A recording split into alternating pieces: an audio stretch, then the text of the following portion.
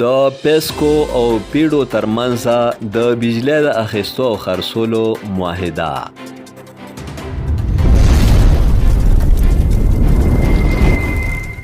د خیبر پختونخوا حکومت د صوبې د توانایي په شعبه کې یو بل لوی ګام اخیستی دی او پېښور الکتریک سپلای کمپنی پیسکو سره د خپلو وسیلو د 12.3 میګاواټه د دوو بجلیګرو نه پیدا شوي بجلی د خرڅون معاهده کړې ده.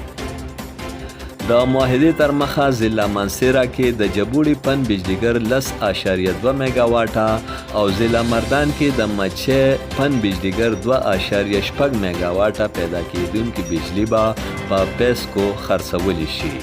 دې لړ کې په پیډو هاوس پېښور کې یوه دستوره وکړې شوه.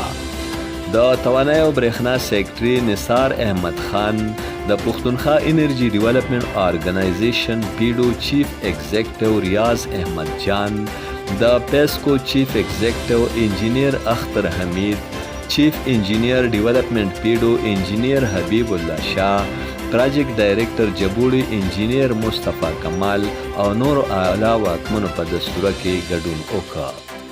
په دې موقع د پیډو لخوا انجینیر جواد حیدر او د پیسکو نماینده د بجلی اخیستو او خرڅولو په لوزنامه لاسلیکونه وکړل.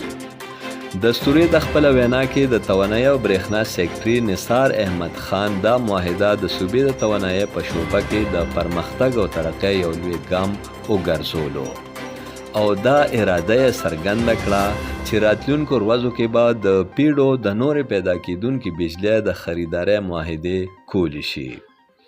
ښاغلي سیکرټري په ډاګه کړه چې داسې معاهدو سره به خیبر پښتونخوا صوبې ته د کال د اربونو روپو ګټه ترلاسه کیږي.